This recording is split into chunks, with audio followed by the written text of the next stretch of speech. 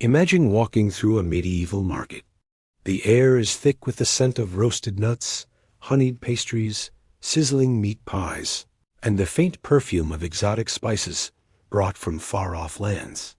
The people of the Middle Ages may not have had chocolate bars or potato chips, but they absolutely knew how to snack, cheat their diets, and indulge in rich sugary and greasy treats that were the junk food of their time. From deep-fried fritters to candied fruit dripping with honey, medieval cravings were every bit as intense as ours, just a little more mysterious. Welcome to History for Sleep, where we explore the past in a calm and soothing way, helping you unwind and drift into dreams. Tonight, we'll take a slow, delicious journey through the medieval world of indulgence, where monks scolded gluttony, peasants craved something sweet after a long day, and kings showed off their wealth with mountains of spiced confections. Before we begin, take a deep breath and get comfortable. If you enjoy relaxing with these sleepy explorations into history, please subscribe to the channel. It helps our community grow and brings more calm stories your way. You can also comment below to tell us what time you like to listen and what topics you'd love to dream about next. Your ideas help shape these stories. As you settle in, imagine the flicker of torches lighting a medieval street where the smell of hot oil and sugar drifts through the night. The market stalls glow with baked pastries and glistening honey cakes. The hum of voices fades into the background, and all that remains is the warmth of the fire and the comfort of ancient cravings. Let us begin our journey into the world of medieval junk food, the guilty pleasures of a bygone age. Long before vending machines and candy bars, long before the golden arches and corner bakeries, there were cravings, those timeless human urges for something comforting, rich, and just a little indulgent. In the medieval world, food was survival, but when life was hard and uncertain, a taste of sweetness or warmth could feel like a miracle. Whether it was a honey-drizzled loaf or a fried dough at a market stall, medieval people had their own versions of junk food, and it told a story of class, creativity, and the constant human desire to treat oneself. For most of the population, food was basic, repetitive, and plain. Bread, pottage, and ale made up the bulk of daily diets. But on feast days, fairs, and special occasions, the dull rhythm of eating for survival gave way to celebration. People craved flavor, something different from the monotony of their daily gruel. This hunger for pleasure birthed an entire subculture of medieval indulgence, a world of sweets, street food, and comfort snacks that existed in the shadow of the castle's feast hall. Cravings didn't discriminate by class. Nobles and peasants alike felt them, though how they satisfied those urges depended on wealth. The rich might have honey cakes laced with cinnamon or imported sugar from the East, while the poor found joy in roasted chestnuts or crusts soaked in sweet ale. Even the humblest treat a crumb of something fried. A bite of sweetness carried the same comfort that a chocolate bar does today. In that sense, junk food was the great equalizer of the Middle Ages, uniting all through the simple pleasure of taste. Market days were especially tempting. As villagers gathered to trade, the air filled with smells of fried dough, roasted nuts, and meat pies crisping in butter. Vendors shouted their offerings, some selling treats made from scraps or leftovers, others peddling sugary novelties reserved for those with a few extra coins to spare. There was a vibrancy to it, a kind of medieval street food culture that made even the poorest feel rich for a moment. But cravings came with judgment. The church warned against gluttony, one of the 7 deadly sins, yet even priests were known to enjoy a honey biscuit or a spiced wine. Moralists preached restraint, while taverns and bakeries did brisk business selling temptation by the handful. People didn't call it junk food then, but the push and pull between indulgence and discipline was already familiar. A sweet tooth could be seen as both a weakness and a blessing, depending on who you asked. Food historians today can trace how cravings shaped the way medieval people cooked and shared their meals. The desire for treats encouraged experimentation, mixing spices, fermenting fruits, and creating new textures. In noble kitchens, chefs competed to invent confections so elaborate that they were more art than food. These cravings weren't just about flavor. They were about escape. For a few bites, one could forget the cold, the toil, the endless sameness of life. Food had the power to transport, to soothe, to celebrate. It brought people together, and in a small way, made life in the Middle Ages more bearable. Whether through honey, oil, or spice, the medieval appetite for pleasure was as human as ours. As the centuries rolled on, those cravings would evolve, new ingredients would arrive, trade routes would expand, and sweet indulgence would become an art form. But here, in the early days of the medieval world, the seeds of junk food were already being planted. From the smell of roasting nuts to the sight of a glazed pastry on a wooden tray, the first whispers of comfort eating had begun. So, as you drift deeper into this journey, picture a medieval village at dusk. The day's work is done, the fires are lit, and the faint scent of something sweet fills the air. A treat, simple but satisfying, waits to be enjoyed. In that moment, centuries ago, someone takes a bite and smiles.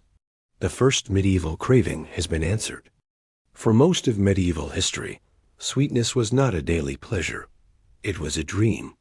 Before sugar became common, honey was the primary way to add sweetness to food. But honey depended on the season, the bees, and nature's mercy. True sugar was something else entirely. It was exotic, expensive, and rare enough to be considered medicine, not food. When it first arrived in Europe, it changed everything from how people celebrated to how they imagined indulgence itself. Sugar came west through the ancient trade routes that connected Europe to the East. The story begins with the Crusades, when European soldiers and travelers encountered a substance so strange that they called it sweet salt. It had been cultivated for centuries in India and refined to a delicate white powder. To those who tasted it for the first time, sugar was a revelation, clean sweetness, unlike the wild, earthy taste of honey. Merchants began to bring it home, carried in small cloth sacks that cost more than gold. At first, sugar was sold in apothecaries, the same places that sold herbs, spices, and medicine.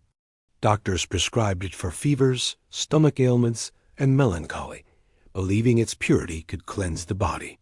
Wealthy patients would stir it into wine or mix it with crushed almonds to make sweet pastes thought to strengthen the heart. It was not a treat, but a cure, a luxury reserved for the highest ranks of society. To have sugar in your home was to possess a symbol of power and refinement. Kings and queens began to demand it at their tables. Royal feasts soon featured candied fruit, spiced sugar sculptures, and crystallized flowers, all arranged as edible art. Guests would marvel at the glittering displays, sometimes shaped into castles or mythical creatures. Sugar became not just a flavor, but a showpiece.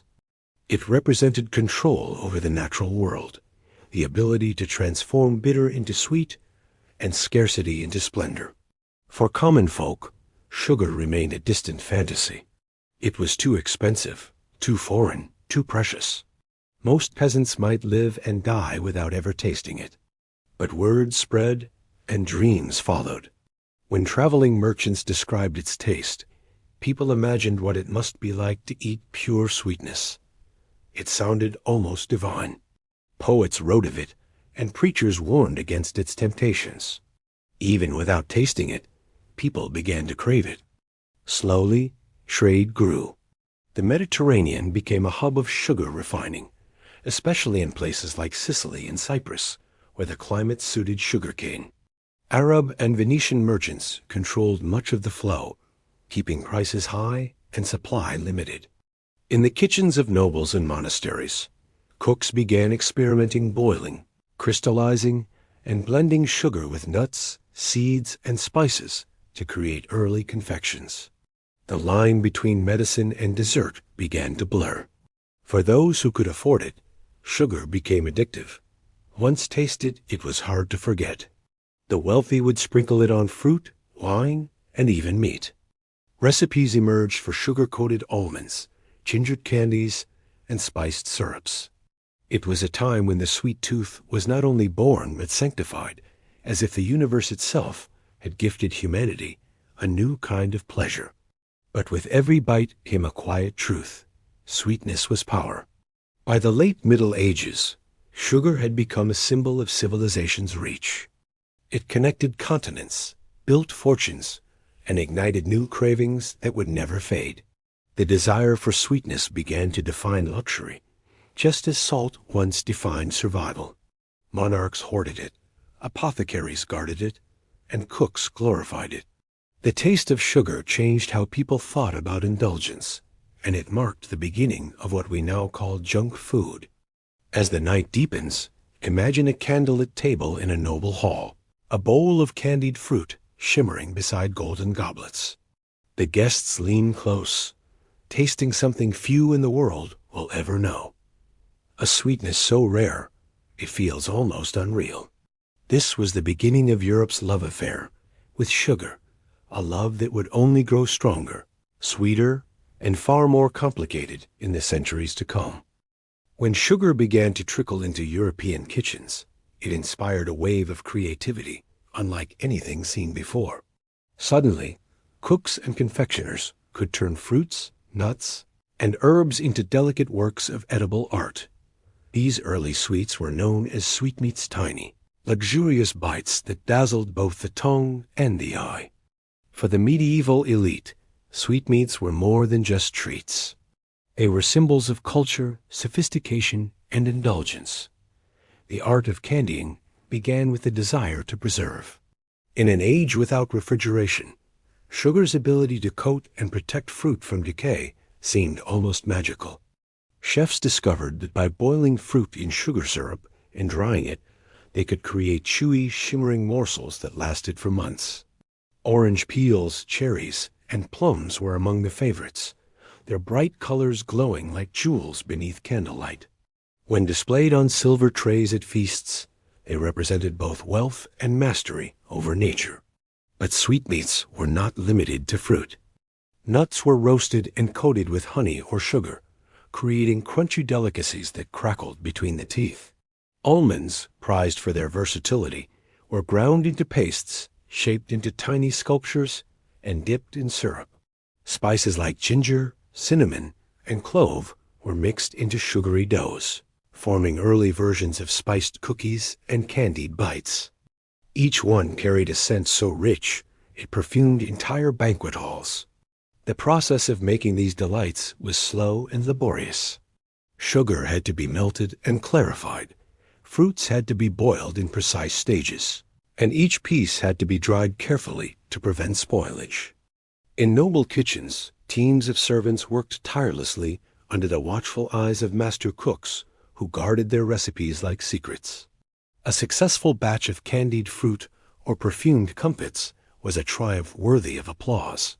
Comfits were particularly prized tiny sugar-coated seeds or nuts, often flavored with herbs or spice. Aniseed, fennel, coriander, and even caraway were covered in layer upon layer of sugar, sometimes dyed in soft pastels. These were served at the end of meals to freshen the breath and settle the stomach. But everyone knew they were really about the pleasure of crunching that delicate shell. Comfits became fashionable gifts, carried in ornate boxes and shared among friends and lovers. Even the presentation of sweetmeats carried meaning. They were arranged in elaborate towers, often shaped into castles or beasts, and sometimes gilded with edible gold leaf. At royal banquets, sugar sculptures might depict knights, angels, or mythological scenes. Guests were invited to admire them before they were finally broken apart and eaten. The combination of art, excess, and sweetness created an experience unlike anything else in the medieval world. Of course, this luxury came at a price. Only the wealthiest households could afford sugar in the quantities needed for such delicacies. For the poor, sweetmeats were a dream glimpsed from afar.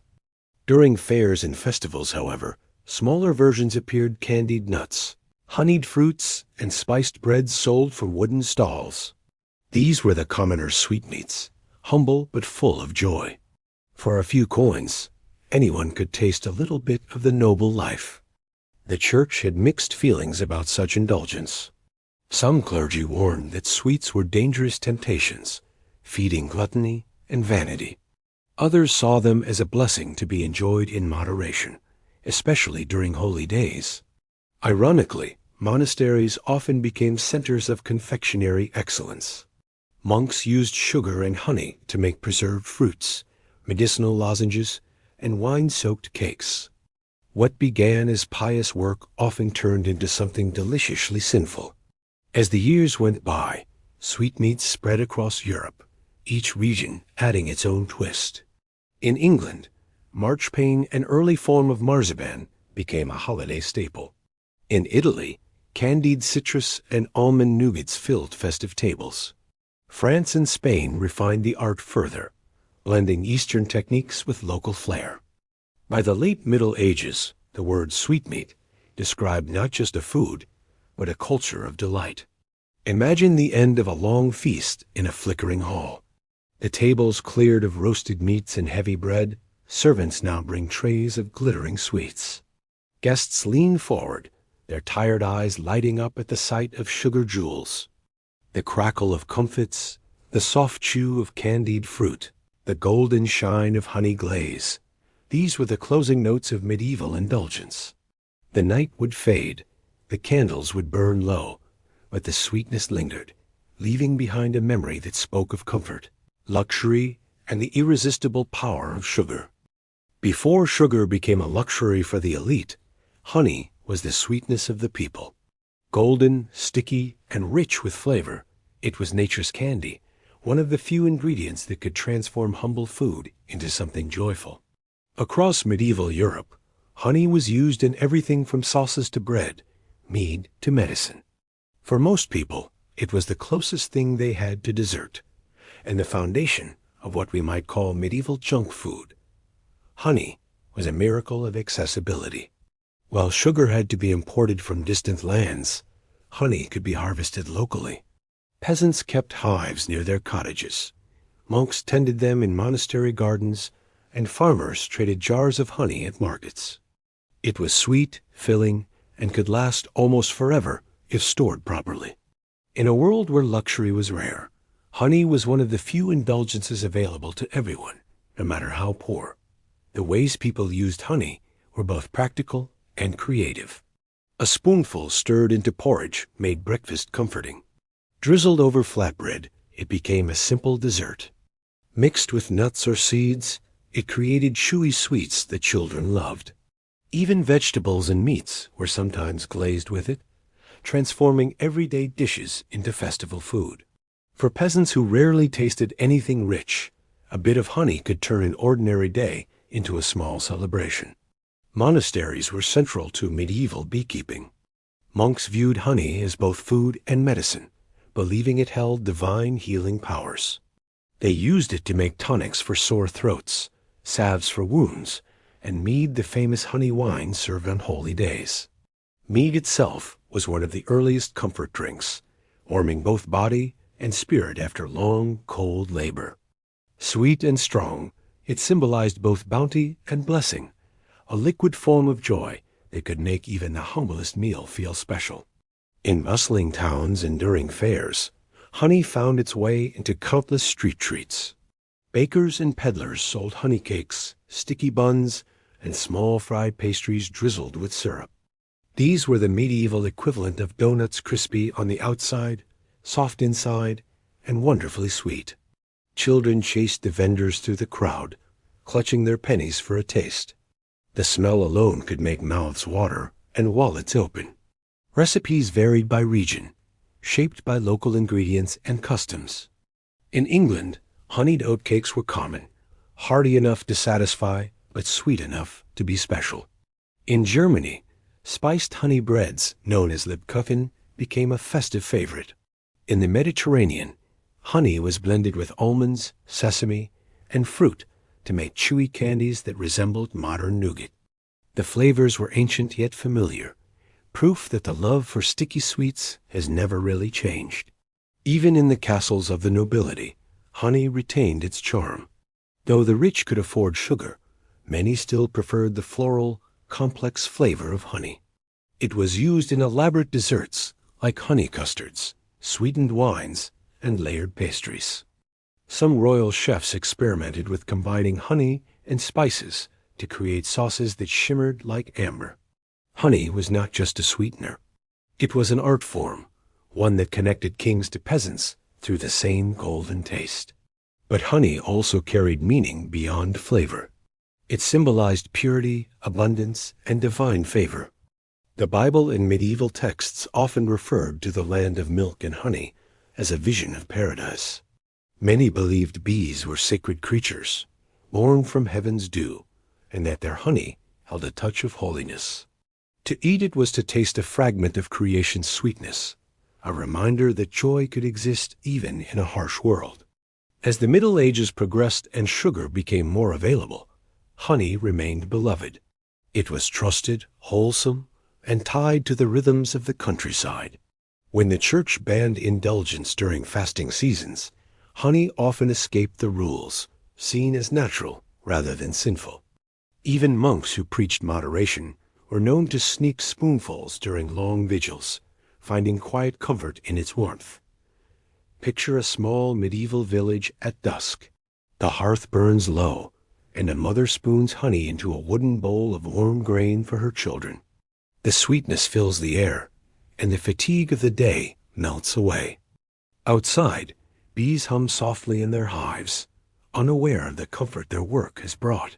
In that simple moment, surrounded by flickering firelight and the scent of honey, life feels rich even without wealth. Honey was the people's sugar, their medicine, their indulgence, and their joy. It was the sweetness of survival, the taste of everyday comfort, and the humble ancestor of the junk foods we love today. If you could wander through a bustling medieval town, the first thing to greet you wouldn't be the sound of chatter. It would be the smell. The air was thick with the scent of roasting meat, warm bread, sizzling fat, and sweet honey cakes. Street food was the heartbeat of medieval cities, feeding travelers, workers, and dreamers alike. Long before fast food restaurants, the streets were lined with vendors offering quick, cheap, and often greasy comfort food for those who didn't have time or the means to dine in a hall. Medieval life was fast-paced for the poor. Most didn't have kitchens or even access to steady firewood. Cooking at home could be costly and dangerous. Street vendors filled that gap, serving ready-to-eat meals hot from the pan. For a few coins, anyone could buy a small pie, a cup of hot broth, or a fried pastry dusted with crumbs of sugar or honey. These meals were practical, filling, and deeply satisfying medieval junk food at its finest. Markets and fairs were the best places to experience this world of flavor. Early in the morning, bakers set up their stalls, laying out loaves and buns. By midday, the butchers arrived, selling roasted meats and dripping sausages wrapped in bread. Near the edges of the square, the sweet vendors appeared, their tables covered in candied nuts, fritters, and sticky honey cakes. The smell of fried dough mingled with smoke from torches and the sound of laughter. It was chaos, but comforting chaos, the kind that made even the poorest townsman feel alive. One of the most beloved street foods was the humble meat pie. Portable, warm, and wrapped in pastry, it was the perfect medieval meal on the go. The crust acted like an edible container, holding fillings of minced meat, onions, and sometimes fruit or cheese. These pies could be savory or sweet, depending on what was available. Bakers often sold smaller versions called chewits or pasties, early cousins of modern hand pies. They were easy to eat while walking, talking, or haggling at the market. Fried foods were also wildly popular. Fritters, made from dough or batter mixed with fruit or herbs, were dropped into hot oil and served golden brown.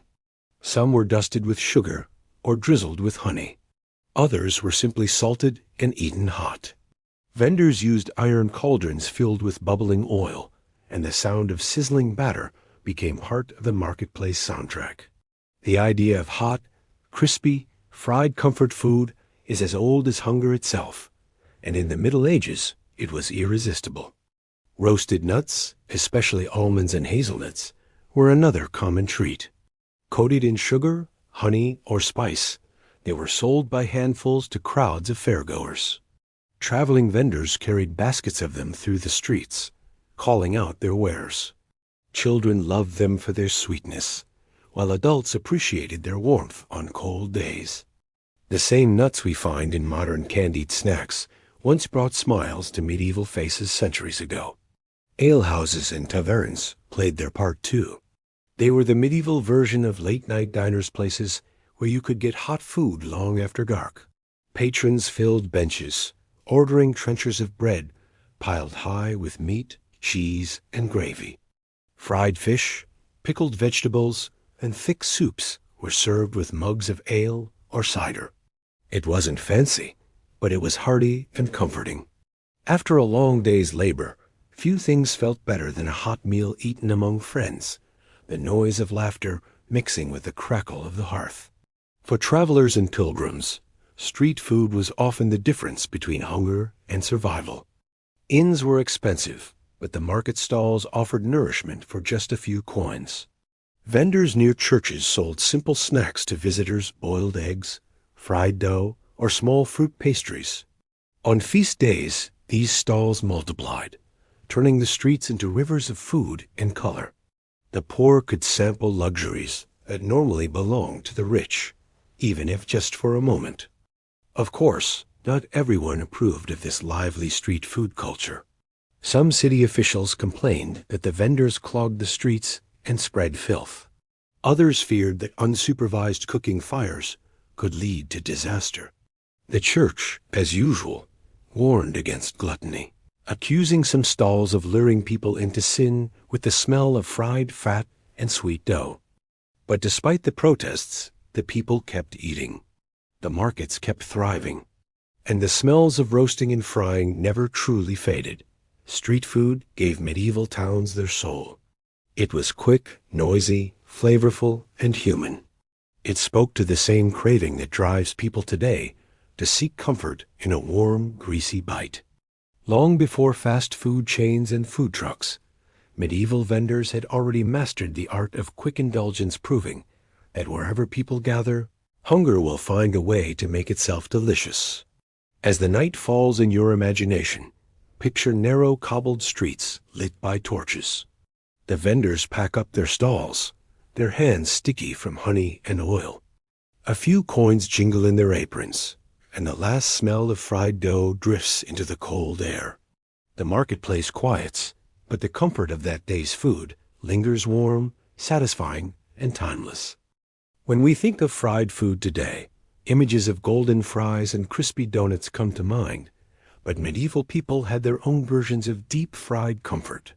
The technique of frying in hot oil or fat was already well known by the Middle Ages, and it produced foods that were quick, tasty, and utterly irresistible. From fritters and dough balls to fish and pastries, frying brought joy to peasants and nobles alike, filling the air with a kind of aroma that could make anyone forget their troubles. Oil and lard were prized cooking ingredients, though not always easy to come by. In wealthier regions like Italy and southern France, olive oil flowed more freely, while in northern Europe, animal fats were the standard. People learned to make the most of what they had. Frying offered a way to transform even the simplest batter or dough into something indulgent. A bit of flour, water, and oil could become crispy fritters or soft golden buns foods that were cheap to make yet tasted like luxury. One of the most beloved fried foods of the Middle Ages was the fritter. Recipes for them appear in manuscripts across Europe. Some were savory, filled with herbs, onions, or cheese. Others were sweet, mixed with apples, raisins, or honey.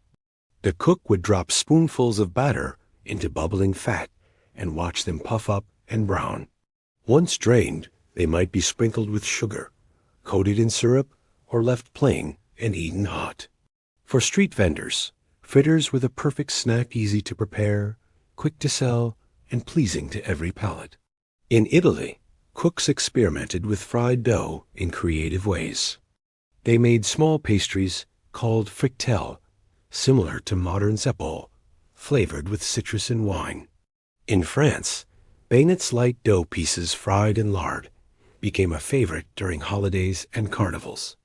Even England had its version, where apples or pears were dipped in batter and fried until golden. These were often served at fairs or after church on feast days, when rules of fasting relaxed and indulgence was allowed. Fish frying was another medieval specialty.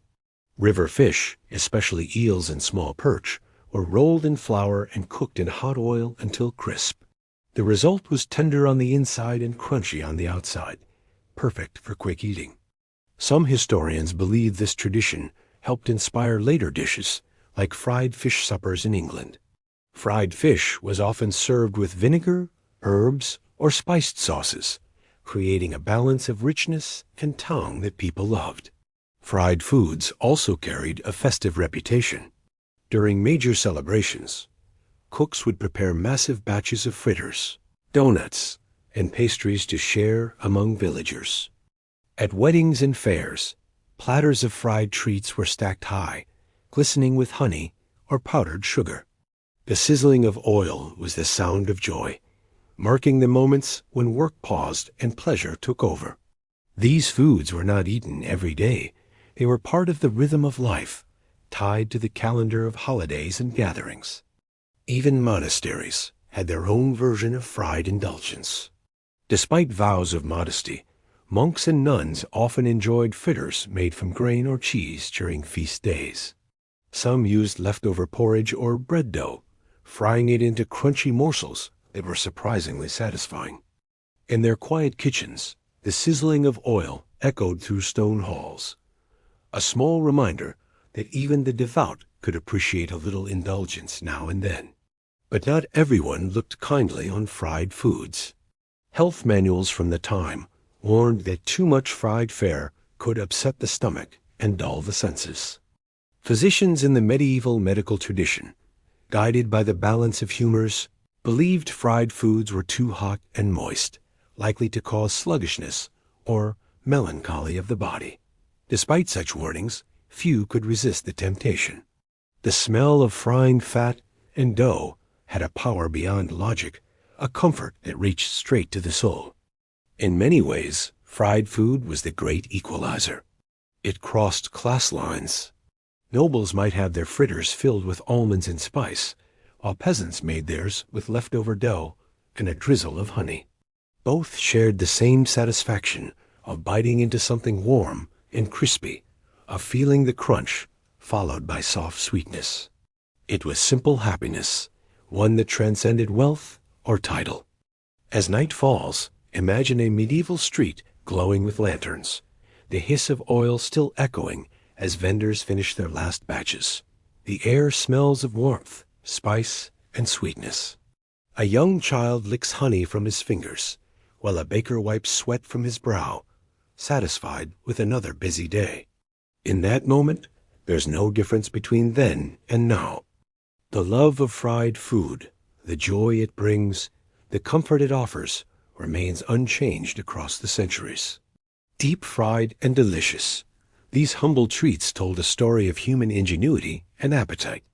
They showed that even in hard times, people found a way to make life a little brighter, a little tastier, and infinitely more satisfying. If sugar was the jewel of medieval sweetness, then spices were its fire. Cinnamon, cloves, nutmeg, ginger, and pepper, these were the treasures that transformed plain food into indulgence, dull meals into luxuries. In the Middle Ages, spices weren't just flavor. They were power, prestige, and pleasure wrapped in tiny, fragrant grains. The craving for them ran so deep that wars were fought, fortunes were made, and entire trade empires rose and fell to satisfy Europe's growing obsession. Spices came from faraway lands that most Europeans could barely imagine. They traveled thousands of miles from India, the Spice Islands, Arabia, and Africa, carried by merchants through deserts and seas. By the time they reached Europe, each pinch of cinnamon or clove was worth more than gold.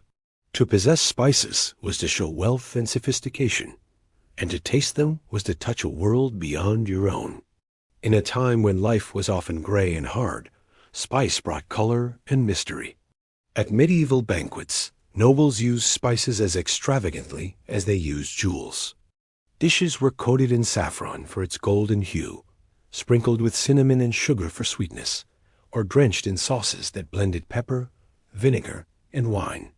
The scent of a feast was intoxicating, a blend of sweetness and warmth, of the East meeting the West in every bite. Guests were not just eating food. They were tasting power, trade, and exploration. For the poor, spices were an unreachable dream. A few might have tasted pepper or ginger once in a lifetime, perhaps during a festival or as charity from a noble household. But even without direct access, the allure of spices was everywhere. The scent of them drifted through streets on feast days, carried in the steam of noble kitchens. People spoke of them like treasures, imagining their warmth and sweetness in a world of bland barley and turnips. The obsession reached far beyond taste. Spices were thought to have magical and medicinal powers. Physicians in the medieval world believed they balanced the body's humors, warming the cold, soothing the wet, drying the damp. A sprinkle of cinnamon could calm the stomach.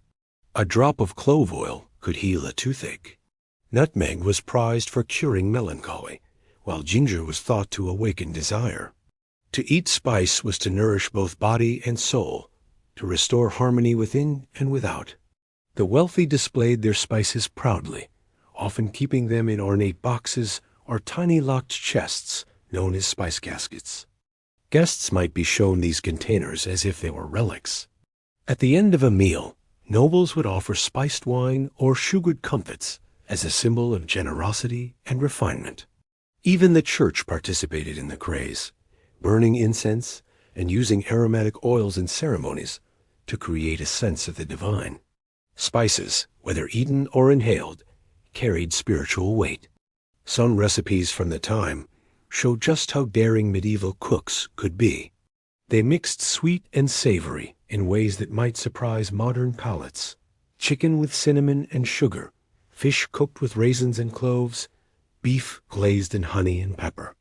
The goal was not subtlety, it was excess, a layering of sensations meant to impress and overwhelm. To dine in a noble hall was to be enveloped in scent, heat, and sweetness, a sensory performance of wealth and wonder. But the desire for spice also had a darker side. As demand grew, so did the competition to control trade. Spice roots became the lifeblood of nations, and their pursuit led to colonization and conquest. Long before Europe discovered the Americas, its hunger for cinnamon and cloves drove exploration across oceans and deserts. Every grain of pepper carried the weight of empire. Yet even as these vast political games unfolded, the human craving behind them remained simple. Spices made people feel good. They warmed cold nights, masked the taste of preserved meats, and turned humble bread into a feast. They brought excitement to lives often marked by repetition. A pinch of spice could make a poor man feel rich, a tired woman feel comforted, a noble feel powerful. It was the medieval equivalent of reaching for your favorite snack, just far rarer and infinitely more precious. As you picture it now, imagine the scent of cinnamon filling a candlelit hall, blending with the aroma of roasted meats and baked bread. The hum of voices softens, and all that remains is the warmth of spice on the air, a comfort so ancient and familiar it could lull anyone into calm. That was the true magic of the medieval spice craze. It wasn't only about taste. It was about escape. Each flavor was a tiny doorway to another world, one bite at a time. Long before the invention of the sandwich or the convenience store, medieval people had already mastered the art of portable food. Whether traveling, working long days in the fields, or selling wares in the market, People needed meals that could be carried easily and eaten quickly.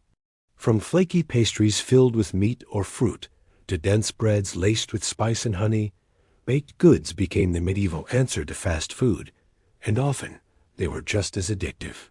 Bread was the foundation of every diet. It was more than food. It was survival. But even within that staple, people found ways to turn necessity into pleasure. Bakers across Europe experimented with different grains, textures, and fillings. There were rough loaves for peasants and airy white breads for nobles, but in between, there were dozens of creative variations that blurred the lines between meal and treat.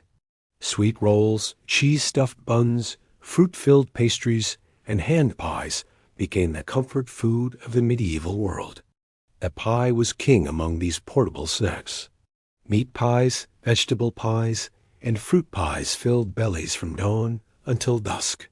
The crusts were often thick and hard, meant to keep the filling fresh rather than to be eaten. But over time, bakers began making softer, flakier versions that were as tasty as the contents inside. In taverns, travelers could buy a small pie to carry on the road, still warm from the oven. They'd hold it in one hand and eat as they walked, the medieval equivalent of fast food on the move. Fruit pies were a particular delight. Apples, pears, plums, and even raisins were mixed with honey or sugar and spiced with cinnamon or clove. When baked, they filled the air with a sweetness that drew people in from the streets. These were the treats of fairs and festivals, where vendors sold hot slices to hungry crowds.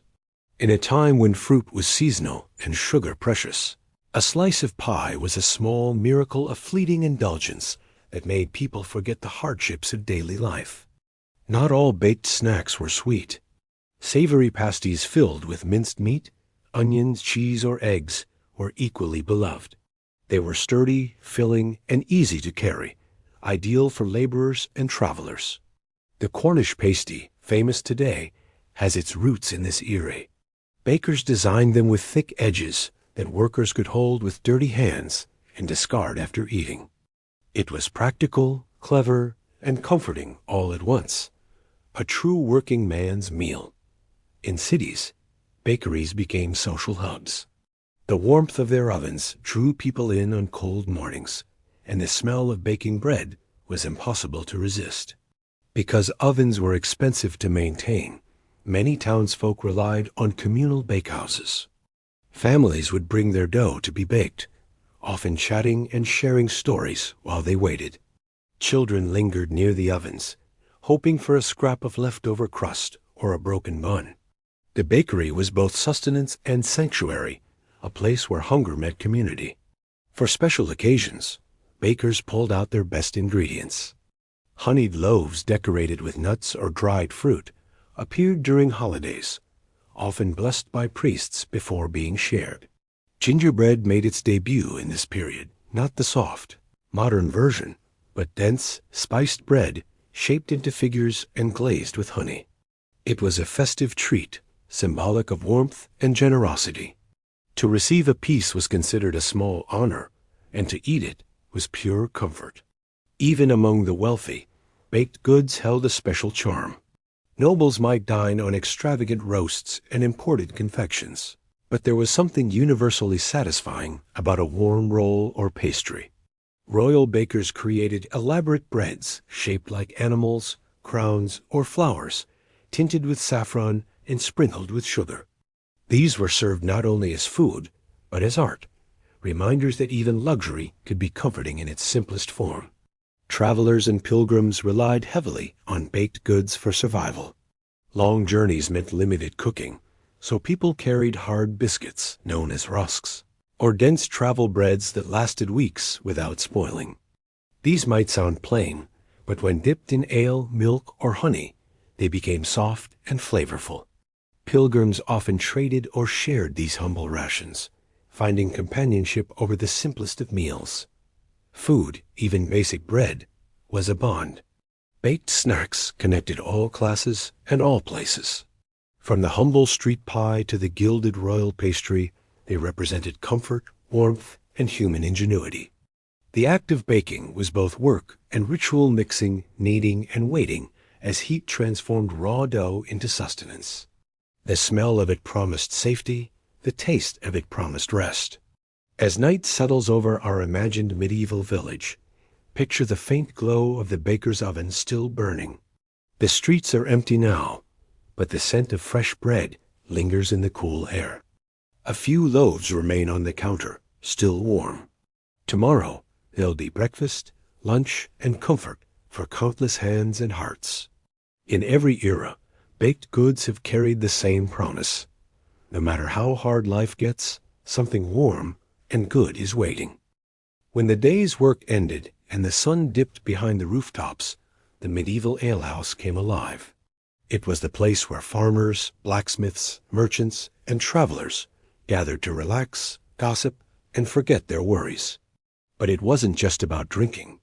The alehouse was also where some of the most beloved medieval comfort foods were born: salty, greasy, and perfectly suited to a mug of warm ale. These were the late-night snacks of the Middle Ages, hearty and unpretentious, meant to satisfy body and spirit alike. Ale was safer to drink than most water, so it was consumed by everyone, from peasants to nobles. But for the working class, the alehouse was more than a drinking spot. It was a community center. Here, laughter and music filled the smoky air, dice clicked on wooden tables, and plates of food made their way from the kitchen to hungry hands. The menu was simple but delicious: fried fish, roasted meat, pickled vegetables, thick slices of bread, and steaming bowls of stew. It wasn't refined dining. It was comfort food, plain and perfect. The aroma inside an alehouse was unforgettable. The air carried the smell of roasted onions, sizzling fat, and fresh ale poured from wooden casks. Every table was a mix of noise and warmth. Patrons tore chunks of bread with their hands, dipped them into broth or gravy, and used the crusts as makeshift spoons. Salted meats hung behind the counter, and baskets of pies and pasties were stacked nearby. The walls were blackened by smoke, but nobody minded. This was where life happened, where news spread, where songs were sung, and where a simple bite could feel like a feast. One of the most common dishes served was the humble trench stew. It wasn't fancy, but it filled the stomach. Made from whatever scraps were available, bits of pork, onions, barley, herbs, it was ladled into thick bread trenchers that absorbed the juices. When the meal was done, the softened bread was eaten too, soaking up every drop of flavor. It was practical, satisfying, and left nothing to waste. Many travelers found comfort in that warm, familiar taste after long days on the road. Pickled and preserved foods were another staple of the alehouse. Salted herrings, pickled eggs, and brined vegetables added sharpness to balance the richness of fried fare. These foods were easy to store and perfect for sharing among friends. A bowl of pickled onions could last all night, passed around between mugs of ale. The tang cut through the heaviness of drink, waking the senses just enough to keep conversation flowing. Then there were the pies, the stars of the medieval alehouse. Small, handheld, and hearty, they came filled with meat, cheese, or spiced vegetables. Bakers supplied them daily, and tavern keepers kept them warm near the hearth. Some were savory and peppery, others sweetened with fruit or honey for those who craved something indulgent. Travelers could buy one for the road, while locals lingered, savoring each bite as the night wore on. In a world where meals were often plain, the alehouse pie was a small luxury. Cheese was another crowd favorite. Farmers brought their rounds to town, and taverns served thick wedges with bread and ale. Soft, crumbly cheeses were common in the countryside, while aged varieties with stronger flavors appeared in city inns. Combined with roasted nuts or dried fruit, it created a simple yet comforting snack that kept people satisfied until closing time. Even the poorest visitor could afford a small piece, enjoying a taste that felt rich and homely all at once. Music often accompanied these meals. Minstrels and travelers played lutes or sang songs about love, war, and the absurdities of life. The mix of melody and mealtime made the alehouse a kind of escape. For a few hours, people forgot about taxes, toil, and the chill of the outside world. They sat together, surrounded by warmth, laughter, and food that spoke to something deeper than hunger.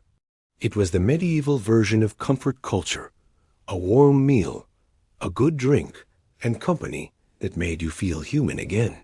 Even the church, for all its disapproval of drinking, recognized the alehouse's importance. Monks brewed beer of their own, and some monasteries even operated taverns to raise funds. They understood that ale and food weren't just indulgence, they were fellowship. The tavern was where bonds formed, where stories were shared, and where a weary traveler might find kindness over a loaf and a cup. As the night deepens in your imagination, picture the glow of the hearth inside an old alehouse. Outside, the streets are dark and cold, but inside, the room hums with warmth. Mugs clink, voices murmur, and a plate of fried fish passes from hand to hand. Somewhere in the corner, a song drifts through the smoke. The world outside may be harsh, but here, for a little while, everything feels soft and safe. The alehouse appetite was more than a craving for food. It was a craving for comfort, belonging, and warmth. In every bite and every sip, medieval people found a moment of peace in an uncertain world. To understand the medieval relationship with indulgence, you have to understand Lent. For nearly half the year, the Church imposed fasting seasons, periods of restraint meant to cleanse the soul and test devotion. Meat, dairy, and eggs were forbidden, and in theory, sweets and rich foods were too. Yet, as with all human things, where there were rules, there were also loopholes, and the medieval world was very good at finding them. What began as solemn fasting often became a quiet game of clever indulgence, full of forbidden flavors disguised in humble forms. For the devout, Lent was a time of spiritual reflection, but it was also a culinary challenge. Imagine a world where you couldn't eat butter, cream, meat, or cheese for 40 days or more. For peasants, who already lived simply, it meant even plainer fare grains, vegetables, and fish when they could afford it. But for the wealthy, Lent tested their ingenuity. They had resources, servants, and kitchens filled with ingredients, and they used all of them to make fasting more bearable. It was during these long weeks of restraint that some of the most inventive medieval junk food was born. One of the Church's most famous restrictions was against animal fat. But oil was permitted, and that small distinction opened the door for fried indulgence. Cooks created pastries, fritters, and breads fried in oil rather than butter. These weren't officially sinful, but everyone knew they felt luxurious. The sound of batter sizzling during Lent was both comforting and a little rebellious. People would say they were eating to honor the fast, but the joy in their faces told a different story. Fish was allowed, and so markets overflowed with it during fasting seasons. Yet not all fish were equal. Wealthy households served salmon, eels, and sturgeon-lavish substitutes for forbidden meats. Even more surprising, some cooks crafted imitation foods that looked like what they couldn't have. Records describe almond paste molded into the shape of eggs, then painted with saffron to give the illusion of yolk. Vegetable stews were thickened with breadcrumbs and seasoned so heavily with spice that they mimicked meat gravies.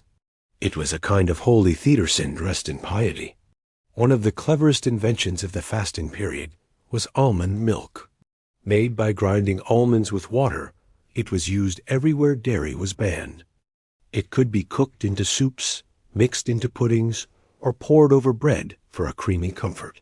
The rich even sweetened it with sugar or honey, turning it into a dessert so luscious that priests began warning against overindulgence. Lent was supposed to tame desire, but almond milk often did the opposite. It made denial delicious. In the streets, ordinary people also found ways to bend the rules. Vendors sold fried breads and sweet wafers made from ingredients technically allowed under church law. The smell of oil and sugar filled towns even during fasting seasons. Monks might frown at such defiance, but few could resist the temptation themselves. In some monasteries, brothers were known to sneak honeyed fritters after evening prayers, justifying it as sustenance for their work. Lent became less about starvation and more about subtle indulgence flavor found in loopholes. At the same time, the season gave rise to one of the greatest pre-Lent traditions of all, Carnival.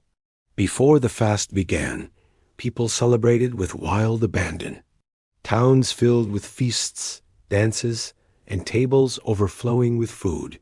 It was a last explosion of excess before the restraint to come. People ate meat until they couldn't move, drank until the streets spun, and gorged on pastries fried in butter, every forbidden thing they would soon have to give up. The celebration was joyous, loud, and a little defiant, as if to remind the church that even the faithful had their limits. For peasants, Lent was more burden than game. They couldn't afford elaborate substitutes or rich ingredients, yet even they sought comfort in the smallest indulgences. A spoonful of honey stirred into porridge, a slice of bread dipped in sweet ale, a handful of dried fruit hidden away for the hardest days. These were tiny rebellions, gestures of humanity in the face of rigid rules. In these small acts, you can sense something timeless, the human desire to find joy even in deprivation. The paradox of Lent was that it made people more creative, not less. It inspired dishes that blended faith and flavor, sacrifice and satisfaction. The church preached self-denial, but cooks responded with ingenuity, crafting foods that soothed the body while pretending to humble the soul. The result was a kind of spiritual loophole cuisine, full of care, cleverness, and quiet rebellion. As you picture this time, imagine a medieval kitchen by candlelight. Outside, the bells toll for evening prayers. Inside, a cook stirs almond milk into a pot, adding just enough spice to make it comforting. The aroma fills the air sweet, warm, and faintly sinful. Tomorrow, they will fast again, but tonight, they found a way to make the rules a little softer, the world a little sweeter. In the dance between indulgence and restraint, Lent revealed something essential about medieval life. No matter how strict the rules, the craving for comfort always found its way through. Long before the hum of modern freezers and the jingling bells of ice cream carts, the medieval world already dreamed of frozen delights. Cold food was rare and mysterious in an age without refrigeration, yet people craved it all the same. From snow-cooled sherbets in royal courts to icy fruit wines enjoyed by nobles on summer days, the idea of chilling sweetness was one of the most luxurious pleasures imaginable. It was a treat so rare that only the wealthiest and most powerful could taste it, and even they could only have it for a fleeting moment before it melted away. Ice was not easy to come by. In most of Europe, it existed only during winter, and even then, storing it required skill and ingenuity. Some noble estates had ice houses, deep pits lined with straw and stone, where winter ice and snow were buried to last through summer. Servants would chip away at these frozen stores to cool drinks or make special dishes when the weather grew hot. For peasants, such luxury was unthinkable. But for kings, queens, and wealthy merchants, it was a symbol of control over nature itself, a way to defy the seasons. The earliest cold treats in Europe were inspired by travelers from the East. During the Crusades and through trade with Arabia and Persia, Europeans learned of sherbets and snow drinks, sweetened mixtures of fruit juice, rose water, and honey cooled with mountain snow. In the hot cities of Italy and Spain, these ideas caught on quickly. Merchants imported snow from nearby mountains, carried in insulated barrels wrapped in straw. It was expensive, but those who could afford it paid gladly, for nothing tasted quite as divine on a summer afternoon as chilled sweetness melting on the tongue. In Italy, these snow-cooled drinks evolved into what many historians consider the ancestors of ice cream.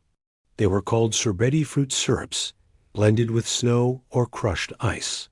Some were made with citrus, others with berries or wine. The texture was coarse, more like a slush than a smooth dessert, but the sensation was pure delight. To sip or spoon, one was to taste luxury, novelty, and relief from the heat all at once. Wealthy hosts would serve them in crystal cups or silver bowls, dazzling guests who had never felt cold sweetness before. In France and England, these frozen pleasures arrived a little later, often reserved for royal feasts. Chronicles tell of frozen fruits and chilled creams being presented at banquets, shocking diners who had never seen anything like them. One legend claims that snow was mixed with honey and milk to create a dish that could almost be called ice cream, though it was far rougher than the smooth custards of later centuries. Still, the idea was there, the marriage of cold and sweet, indulgence and rarity. The church, interestingly, had mixed opinions about such luxuries. Some clergy viewed cold treats as a sign of vanity, a wasteful indulgence meant only to please the senses. Others saw them as a gift from God's creation, a fleeting miracle of nature. During summer feast days, monks sometimes used snow to cool their wines or sweeten fruit compotes, finding in the chill a kind of divine refreshment. In monasteries that brewed ale and preserved honey, the blending of temperature and flavor became almost sacred, a small, cooling grace in the heat of the world. Of course, not all cold treats required ice. In northern regions, people found ways to mimic the effect with cool cellars and chilled stone bowls. Fruit preserves thickened with honey or wine were left in cold storage, creating dense, sweet gels that melted slowly in the mouth. These mock ices, as some later called them, offered a similar sensation of coolness and indulgence without the need for rare snow. Even peasants could experience a hint of frozen luxury during the cold months, eating fruit pastes straight from the chill of their cellars. The symbolism of these frozen sweets ran deeper than taste. In a world ruled by heat, labor, and hardship, to eat something cold was to pause time itself. It was a momentary rebellion against the natural order, a reminder that pleasure could be shaped, even if only for a moment.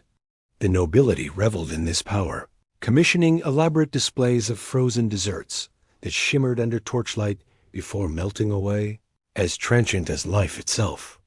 And yet, for all their expense and rarity, these early icy confections carried a humble echo of human yearning.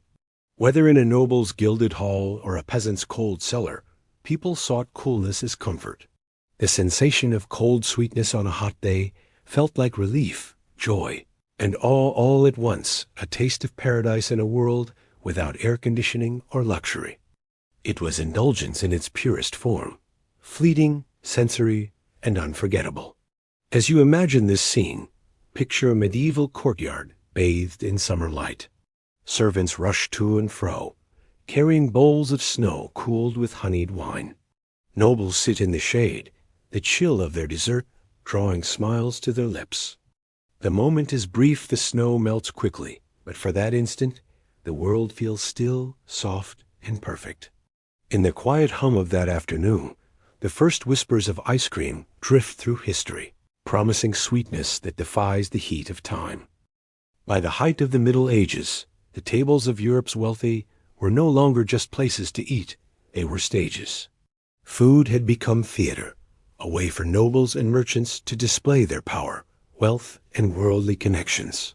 And nothing impressed more than exotic imports, those rare ingredients that had traveled across oceans and deserts to reach the feast hall. The arrival of imported delicacies, spices, fruits, sugar, and strange new drinks transformed eating into a performance of prestige. In this glittering display of indulgence, junk food and luxury became intertwined, both meant to dazzle the senses and stir envy.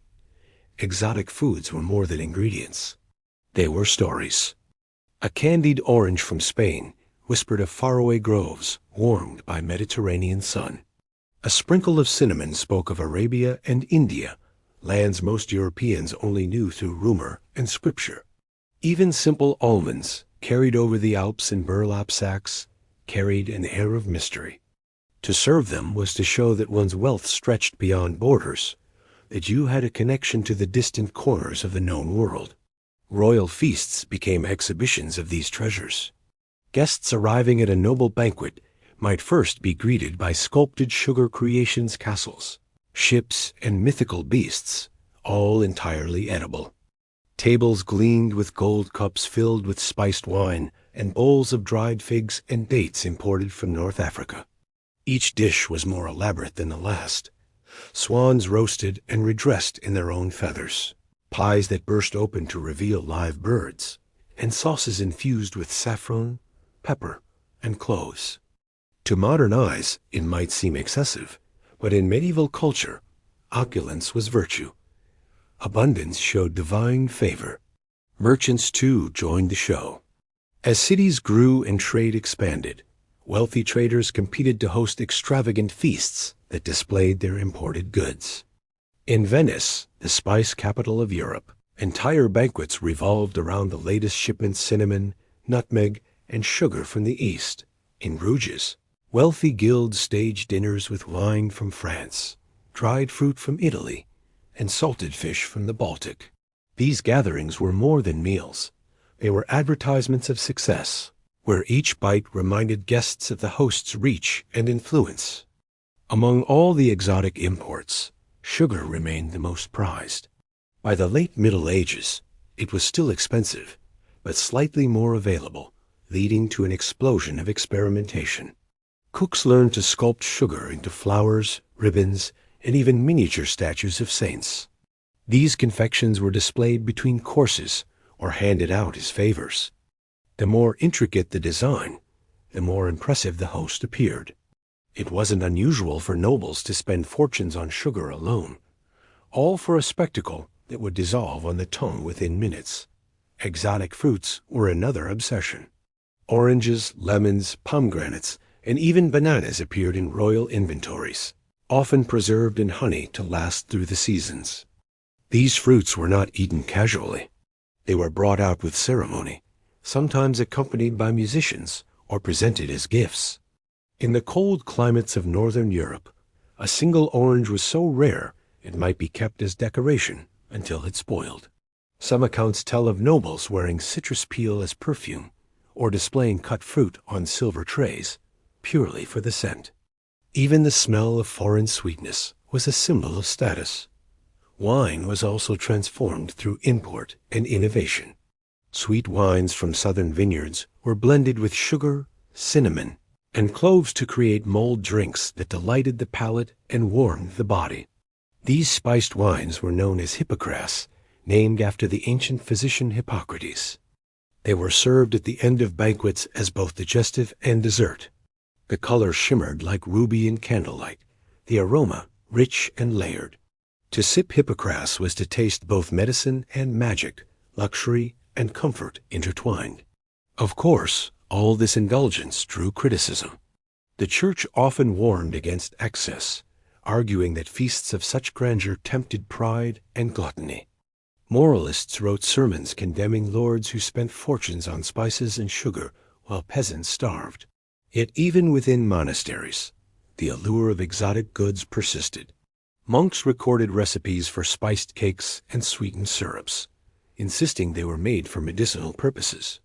Behind those pious justifications, there lingered the same simple truth. Pleasure was hard to resist. For common people, these imported luxuries were the stuff of dreams. They might taste a hint of pepper or a sugared almond once a year during a festival, but mostly they experienced them through scent and imagination.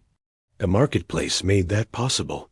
Vendors sold diluted versions of the elite's delights: fruit pastes, honey cakes, and spiced breads that echoed the noble table at a fraction of the cost. It was imitation indulgence, and it was cherished. In this strange mix of devotion, commerce, and appetite, the medieval obsession with foreign foods revealed something universal.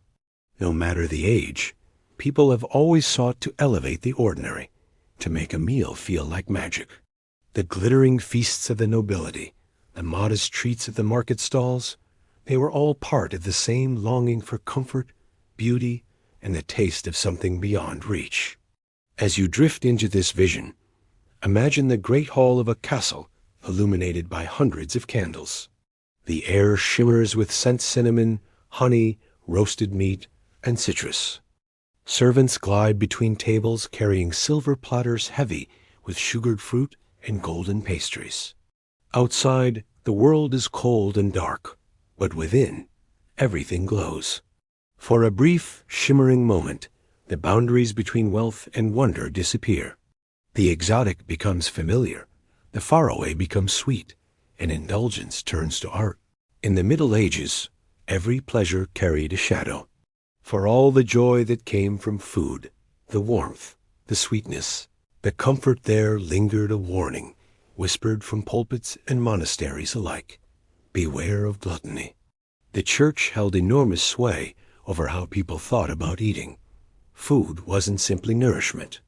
It was a moral choice, a test of virtue and restraint. To eat too eagerly, too richly, or too often was to risk the sin of excess, a danger to both the soul and society. Yet the same church that condemned indulgence also hosted banquets, brewed ale, and sweetened wine with honey.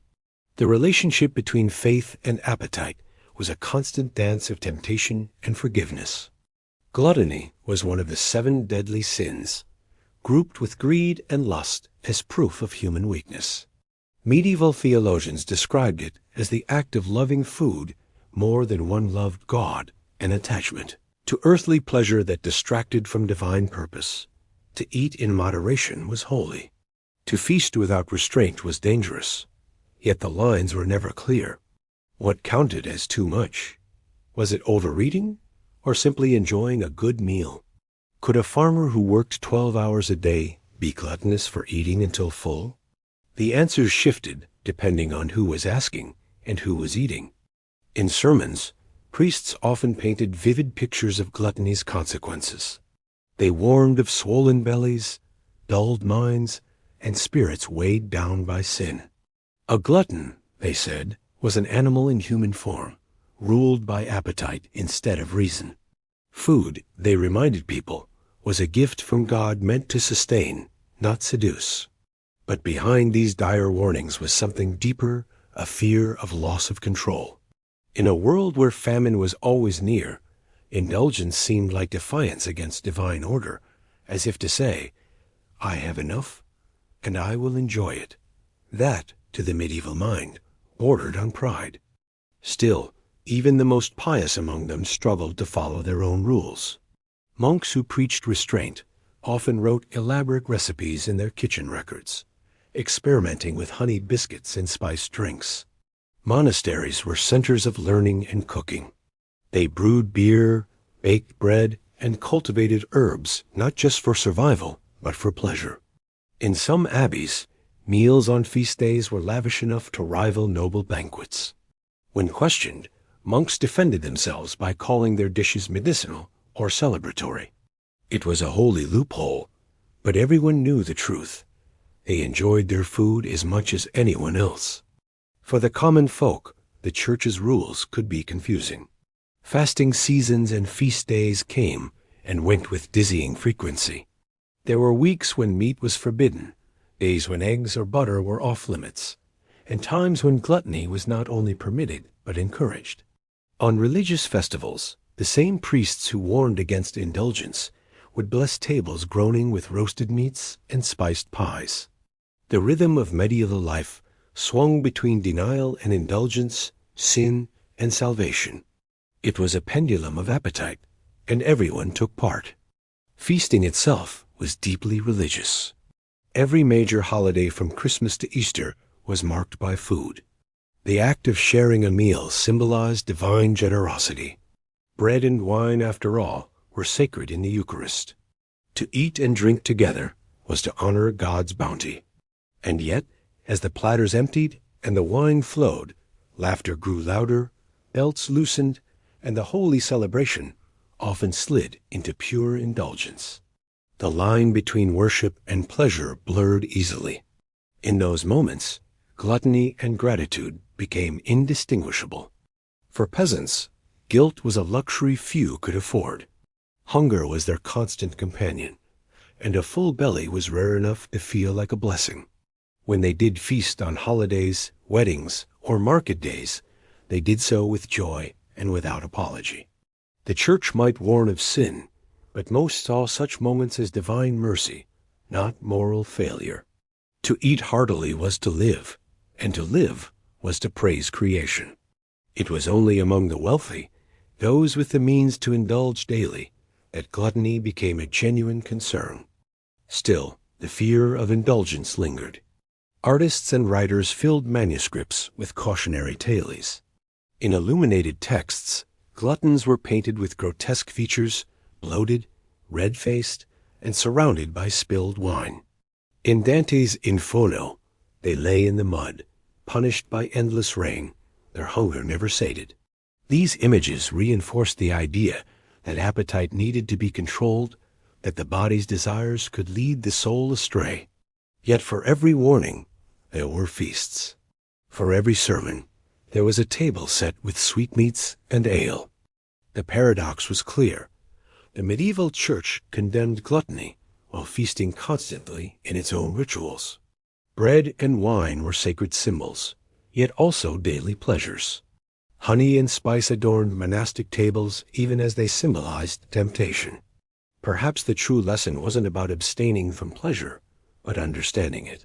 Food could bring comfort, community, and joy, but it could also remind people of the fragility of life, the fleeting nature of satisfaction. As you picture the dim candlelight of a monastery refectory, imagine the monks sitting silently, heads bowed in prayer. The air smells faintly of bread and stew. A bell rings, and the meal begins. Between each bite, they read passages warning against gluttony. Yet even as they eat in pious quiet, their faces soften at the warmth of the food. In that silence lies the truth of the human heart. Temptation is not evil, but a reminder that we are alive, and that even in a world of sin and sermon, the taste of sweetness can still feel like grace. If the grand halls of the nobility were filled with sugar sculptures and spiced wines, the cottages of the common folk offered a simpler kind of comfort. Life for peasants was hard, repetitive, and uncertain. Every day revolved around labor and survival. Yet even in that struggle, people found small ways to bring joy to their tables. Their comfort foods were humble born of necessity, shaped by scarcity, and flavored by imagination. They might not have had sugar or imported spices, but they knew how to make something warm, filling, and soothing after a long day's work. The foundation of the peasant diet was pottage, a thick stew, made from grains, vegetables, and whatever scraps were available. Every household had its own version, simmering constantly over the fire, with new ingredients added as the days passed. It was never quite the same meal twice. A bit of onion here, a few beans there, maybe a shred of bacon if fortune smiled. It was nourishing, easy to make, and comforting in its familiarity. The bubbling pot was the heart of the home, its steam filling the cottage with warmth and the promise of rest. Bread was the other constant. Coarse, dark, and dense, it was baked from barley, rye, or oats, depending on the region. Sometimes it was so hard it had to be dipped in broth to soften it, but it still carried the deep, earthy flavor of grain and smoke. A slice of bread with a drizzle of honey, a smear of butter, or a splash of ale was the medieval version of a late-night snack. For many, it was enough to bring comfort after hours in the fields. Bread represented stability, the assurance that, for today at least, hunger was kept at bay. Even with limited resources, peasants found ways to make treats. Leftover dough was fried in fat to make simple fritters, or mixed with dried fruit to create sweet loaves for holidays. Honey was the main sweetener, and it transformed even the plainest dish into something special. Honeyed porridge, warm and sticky, was a favorite for children and the elderly. On rare occasions, families might roast apples or pears over the hearth, letting the fruit caramelize in its own sugars. The smell alone could lift weary spirits. These small acts of indulgence carried immense meaning. They were proof that life, however harsh, could still taste good. Seasonal foods shaped much of the peasant diet, and with them came seasonal comforts. In autumn, roasted chestnuts and baked root vegetables offered warmth and sweetness. In spring, fresh greens and herbs gave meals a burst of flavor after the long winter of dried rations. Summer brought berries, which could be eaten fresh or mashed into rustic puddings thickened with oats. Even the humblest households celebrated the turning of the seasons through food, marking each harvest or thaw with a shared meal and laughter. Comfort came not from excess, but from rhythm, knowing that the world, though cruel, still gave back in cycles of bounty. Cheese and butter were prized whenever available. Peasant families who owned a cow or goat might churn butter once a week, saving it for special meals. Cheese, salted and dried, was a way to preserve milk for the leaner months. A slice of bread with cheese and ale was one of the most beloved combinations in medieval life, simple, sustaining, and deeply satisfying. It was the medieval version of fast comfort food, eaten at midday or shared among friends after work. The pairing was so universal that even nobles enjoyed it on occasion, a reminder that true pleasure often lies in simplicity. On feast days, the ordinary became extraordinary. Weddings, baptisms, and holidays were excuses to bake, fry, and celebrate. Families pooled ingredients to make large communal meals, with each person contributing what they could. The rich might have feasted on sugar and meat, but the poor found joy in fritters fried in oil, pies stuffed with apples and berries, and sweet ale flavored with herbs.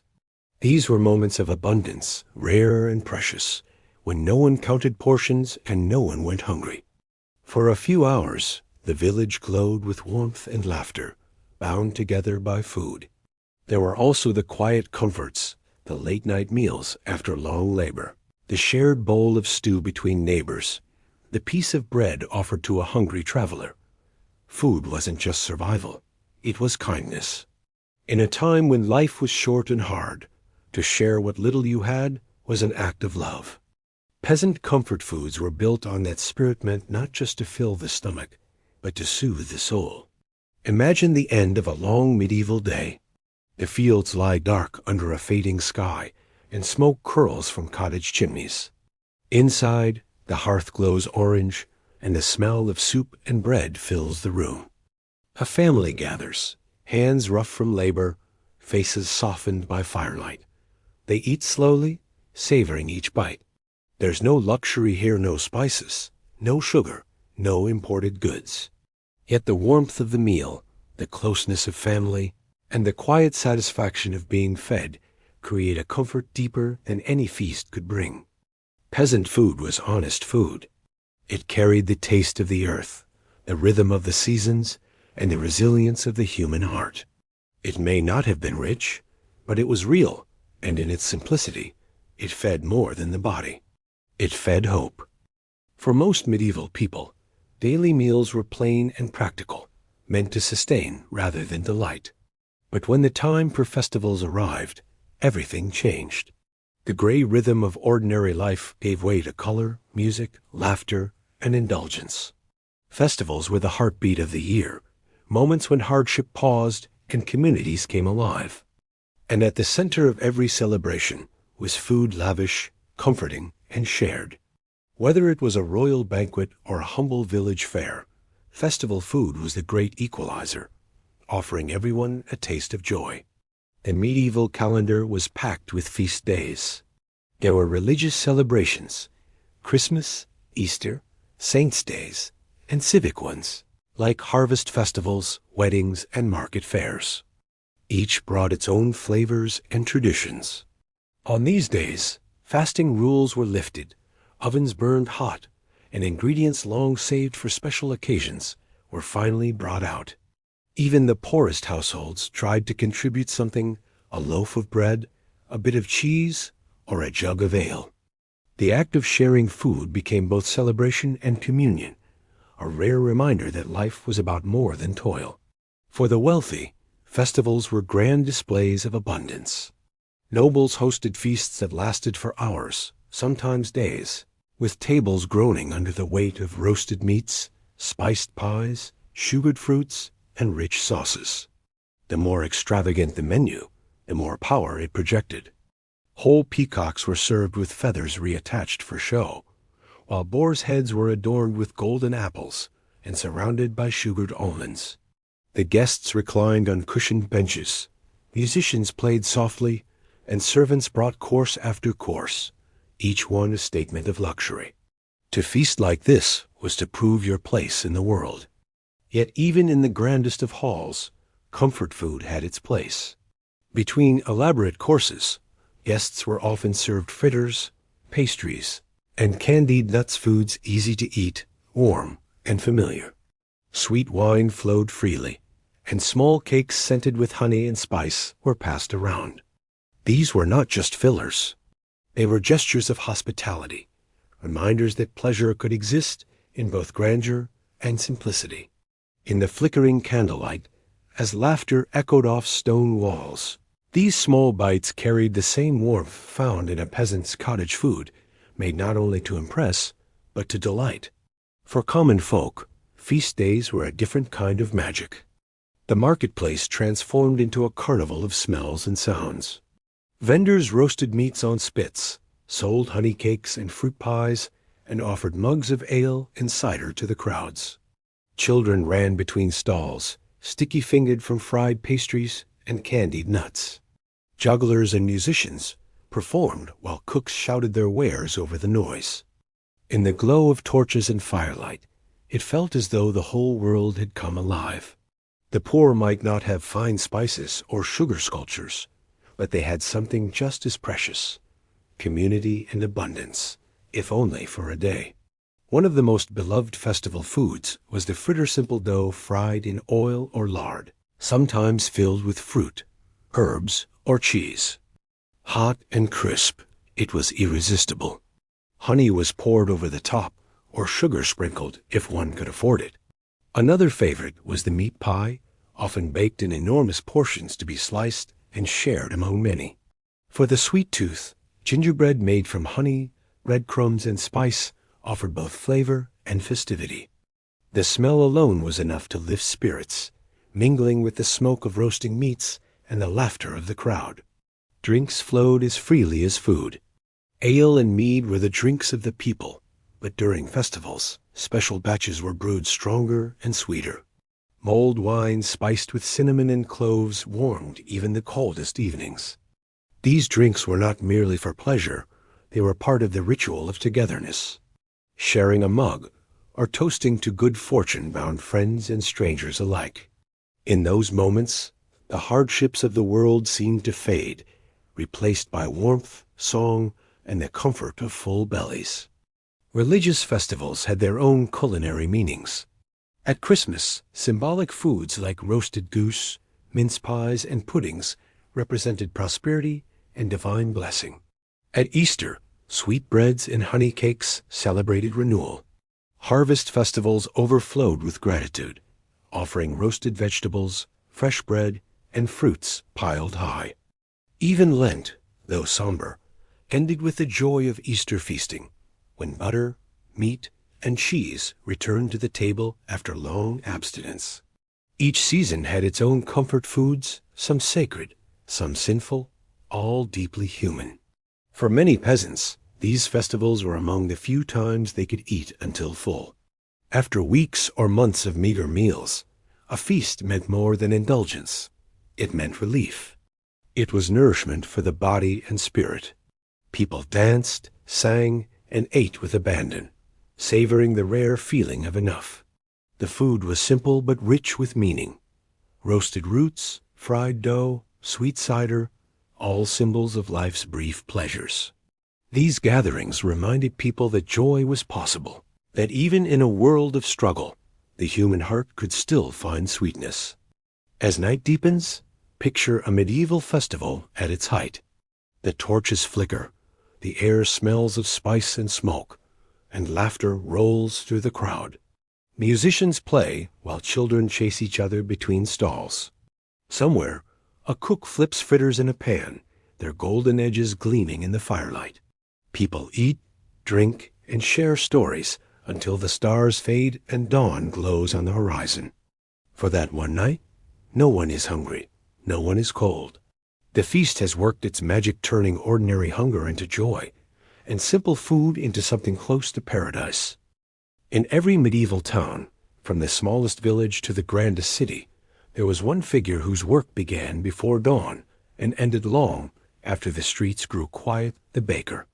Their ovens glowed through the night, filling the air with the smell of warmth and comfort. Bread was the lifeblood of the medieval world, but the baker's art went far beyond loaves. As trade expanded and towns grew, bakers became craftsmen of pleasure, inventors of comfort foods, and masters of the treats that brought joy to people from every walk of life. In the early Middle Ages, most households baked their own bread when they could, often using communal ovens shared by the village. But as towns grew, professional bakers took over. They were practical artisans at first, making the staples that fed the masses. Yet over time, baking became an art form. People began craving more than just sustenance. They wanted softness, sweetness, and flavor. Bakers rose to meet those cravings, experimenting with honey, fruit, nuts, and even spices when they were available. In the warmth of their ovens, the story of medieval comfort food was written one loaf at a time. Bread was the baker's foundation, and it came in many forms. The poor ate dark loaves made of rye, barley, or oats, dense and filling. The wealthy demanded lighter, whiter breads made from fine wheat flour, sifted and kneaded by skilled hands. Bakers developed specialized techniques to produce these refined loaves, using carefully controlled heat and timing. Some shaped their bread into patterns, crosses, flowers, and animals, giving it beauty as well as sustenance. A loaf was no longer just food. It was a symbol of care and craftsmanship. But the baker's talents didn't stop at bread. As ingredients like honey and sugar became more available, they began creating treats that blurred the line between necessity and indulgence. Honey cakes, tarts filled with apples or pears, and rolls laced with butter or cheese appeared in their stalls. During festivals, bakers sold hot fritters and sweet buns straight from the oven. These creations were simple by modern standards, yet to the medieval palate they were pure luxury. They represented something rare, the taste of joy in a life often marked by hardship. In the cities, bakers gained importance as vital members of the community. Guilds were formed to protect their trade, ensuring the quality of bread and setting prices to keep the poor from being exploited. The best bakers earned reputations that spread beyond their own towns. Wealthy households hired them to bake fine pastries and spiced breads for feasts, while the poor relied on them for their daily loaves. The oven became a meeting place of worlds. The same fire that baked the Lord's cake also warmed the crusts eaten by beggars. The work was grueling. Bakers rose before sunrise to knead dough, feed fires, and shape loaves by hand. Ovens had to be heated with wood or peat, and the heat controlled by instinct, not measurement. A mistake could ruin an entire day's work. Yet despite the labor, the baker's craft carried quiet dignity. They transformed simple grains into comfort and stability, turning hunger into nourishment and flour into something that smelled like home. The steady rhythm of kneading and baking was as much a prayer as a profession. Among the most beloved of the baker's creations were the early pastries. Using mixtures of butter, flour, and eggs, bakers began experimenting with layered doughs that puffed up in the heat. These early pastries were often filled with almonds, fruit, or even sweetened cheese. They were sold warm from the oven, wrapped in cloth or paper, and eaten with the fingers. Travelers called them portable luxuries, easy to carry, comforting to eat, and impossible to forget. In a sense, these pastries were the ancestors of modern-day donuts, croissants, and pies. Bakers also played an important role during religious seasons. During Lent and Easter, they produced special breads blessed by priests. At Christmas, they baked honey loaves shaped like stars or crosses. On saints' days, they made sweet rolls filled with raisins or nuts, sold at church doors after Mass. Each of these foods carried meaning spiritual as well as emotional. Eating them was not just about taste. It was about connection, memory, and belonging. Women, too, were often bakers, especially in small villages. Many ran their own ovens or sold homemade bread and cakes at markets. Their recipes, passed down through generations, became the heart of local food traditions. They knew how to stretch ingredients, how to make the plain taste rich, and how to turn a handful of flour into a meal. The warmth of their bread carried the warmth of their care, and their work fed not only bodies, but families and communities. As trade routes grew and wealth spread, bakers became central figures in medieval towns. Their shops were places of gathering, their ovens symbols of sustenance and security. The smell of baking bread was a comfort that transcended class and creed. It reminded everyone of home, of safety, of the simple pleasure of being fed. Even as nobles feasted on sugar sculptures and imported spices, it was the baker's bread that sustained the world. So imagine a quiet medieval street before dawn. The town still sleeps, but one window glows with orange light. Inside, a baker wipes his hands, checks the fire, and slides another row of loaves into the oven. Outside, the first hint of morning air carries the smell of bacon warm, sweet, alive. Somewhere, a hungry worker will wake to that scent and smile, knowing that, at least for today, there will be bread. And in that smell, in that small comfort, lies the heartbeat of the Middle Ages, the endless, hopeful art of feeding the human soul. Wherever there are rules, there will always be people who find ways around them. The medieval world, bound by church law, class restrictions, and economic limits, was full of forbidden pleasures, and food was no exception. Beneath the surface of monasteries and marketplaces, a secret trade thrived, a black market of indulgence, where sweets, spices, and rich ingredients passed quietly from hand to hand. These were the guilty pleasures of a society obsessed with both sin and flavor, the hidden feasts of a world that publicly preached restraint, but privately craved excess. Many of these indulgent trades began innocently enough. A baker might sell a honeyed pastry on a fasting day, claiming it was for medicinal purposes. A monk might slip a jar of imported sugar to a noble patron in exchange for a donation to the abbey. Merchants traveling through ports like Venice, Genoa, or Bruges sometimes carried unregistered good spices, figs, almonds, or wine tucked deep within their cargo to avoid taxes or church tithes. These goods would then be sold discreetly to taverns, bakers, and even bishops who wanted the taste of luxury without the scrutiny. Fasting laws were one of the main drivers of this quiet economy. The church dictated long stretches of the year when eating meat, dairy, or certain fats was forbidden. But people were inventive. Some hired private cooks who could transform prohibited foods into unrecognizable dishes.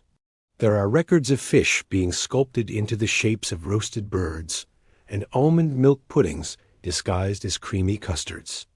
Monks, who were supposed to live modestly, sometimes smuggled butter into their kitchens during Lent, calling it holy grease. Everyone understood the game.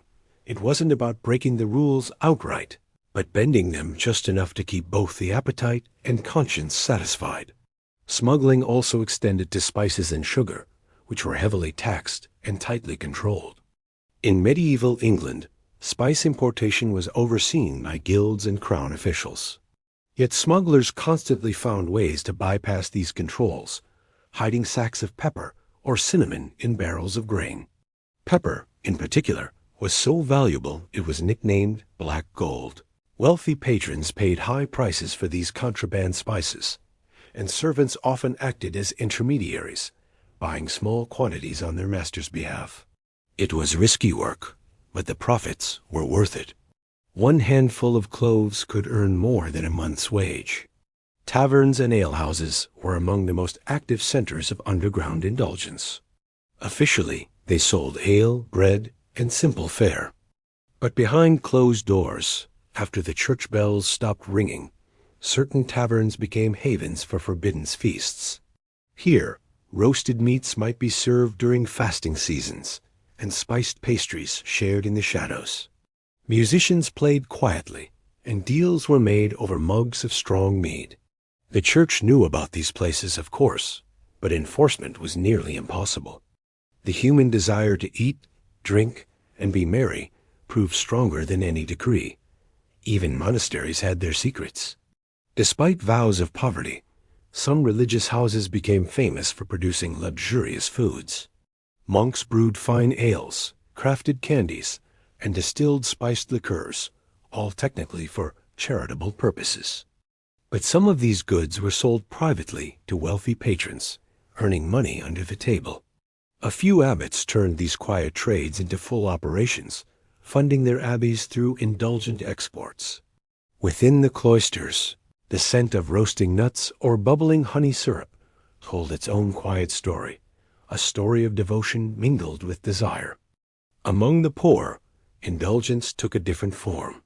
Many peasants bought leftover goods from merchants or cooked scraps of candied fruit, broken pieces of sweet bread, or expired honey. These were affordable glimpses of luxury, the medieval equivalent of black market sweets. Children sometimes lingered near the kitchens of the rich, hoping for a dropped crumb or crust glazed in syrup. And there were always market vendors willing to sell slightly borrowed goods from their employers' storerooms. In the narrow alleys of towns and cities, indulgence was as common as poverty, both surviving side by side. For the church, this quiet rebellion posed a dilemma. It was impossible to eradicate temptation entirely. Instead, confession became the outlet, a ritualized cleansing of guilt after the feast. A monk who had sipped sweet wine, or a noble woman who had eaten meat during Lent, could seek forgiveness and begin again. The rhythm of sin and absolution became as much a part of medieval life as fasting and feasting. In the end, indulgence was not so much defeated as absorbed, acknowledged as part of what it meant to be human. The black market for indulgence tells us something profound about medieval people. They lived under strict rules, yet they never stopped craving joy. They built secret networks, whispered recipes, and passed flavors like forbidden knowledge. Their quiet acts of rebellion weren't just about gluttony. They were about life, pleasure, and survival in a world that often demanded denial. Every bite of contraband sugar or stolen butter was a small declaration that the human heart would always find its way to sweetness. So picture it now, a moonlit alley in a medieval town. A baker slips a warm pastry into the hands of a hooded monk. Somewhere nearby, a merchant counts coins by candlelight, a faint smell of cinnamon in the air. The streets are still, but under that stillness hums a secret rhythm, the heartbeat of hunger and hope. It's the sound of people refusing to give up comfort, no matter how tightly the rules tried to bind them. As centuries passed and the Middle Ages gave way to the dawn of modern Europe, the world's appetite changed, but its cravings did not. The tastes born in smoky medieval kitchens, bustling market stalls, and candlelit banquet halls never truly disappeared. They evolved. The honeyed loaves, fried fritters, candied fruits, and spiced wines of old slowly transformed into the sweets and snacks we still reach for today. Behind every bar of chocolate, every donut, every warm loaf of bread, there lingers a trace of medieval indulgence, a memory of the first time humanity learned to turn hunger into happiness. When sugar became more widely available in the 16th and 17th centuries, what had once been a luxury became a necessity. Europe's sweet tooth, cultivated during the Middle Ages, exploded into a full obsession. Confectioners refined their craft, learning to make smooth pastes, caramels, and hard candies. The medieval sweetmeats of honey and nuts evolved into marzipan, nougat, and eventually chocolates. What nobles once flaunted as a status symbol became a common pleasure. The dream of the medieval merchant, the idea that sweetness could comfort all classes, was finally realized, though not without cost. The old spiced wines of the Middle Ages transformed into mulled drinks that still warm winter nights. Mead, the honey wine of monks and peasants alike, survived too, reborn in small breweries centuries later. Even the idea of a treat before bed, a mug of something sweet, a small pastry, a slice of bread with honey, endures as one of life's quiet comforts. The medieval link between food and emotion remains unbroken. Then, as now, people turn to taste for solace.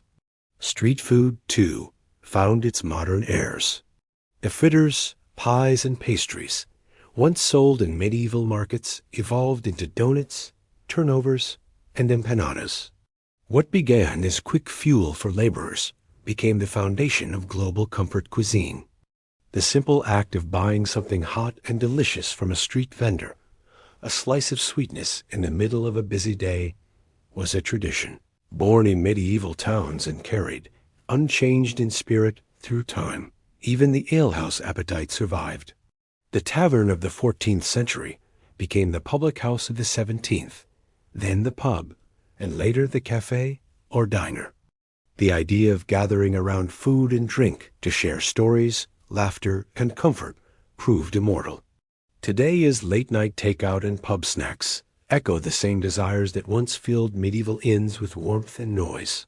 Food, fellowship, and indulgence have always been the simplest kind of happiness. The Church's war against gluttony faded as the centuries turned, but its legacy remained in the way people thought about indulgence. The old tension between restraint and pleasure evolved into new forms: dieting, moderation, guilt, and reward. The words changed, but the feelings didn't.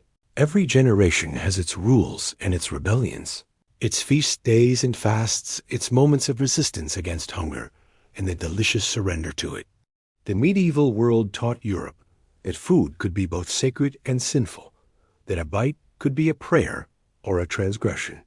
That duality still lingers whenever we reach for dessert after promising we won't.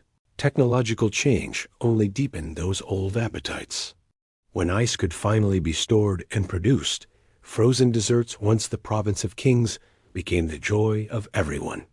The first ice creams, born from snow-cooled sherbets, turned into sundaes and cones. Sugarcane plantations in the New World made sweetness abundant, though its price was paid in suffering. Spices, once carried by caravans through the desert, filled the cupboards of every home. The once illicit thrill of cinnamon, nutmeg, and ginger became a comfort so familiar we barely notice its ancient power. The medieval longing for flavor had conquered the world. In this evolution, something human endured. Junk food, in its essence, has never really been about the ingredients. It's about the need for pleasure in the midst of struggle. Medieval people sought it in the crackle of fried dough, the warmth of ale, the sweetness of honey. We seek it in chips, chocolate, and coffee. Both are answers to the same question: how do we find comfort in an unpredictable world? Food, in all its forms, has always been the language of that comfort, simple, sensual, and deeply personal. The echoes of the medieval kitchen are everywhere. The baker's loaves became pastries. The peasant's honey cakes became biscuits. The noble's sugar sculptures became candies and cakes. Even fast food, with its blend of familiarity and indulgence, carries the same soul as the marketplace stalls of old. Every craving that draws us towards sweetness or warmth carries a memory of that time when food was both survival and joy. Imagine for a moment the closing of a medieval market at dusk. The last vendors pack their baskets, the smell of honey and spice fading into the cool air.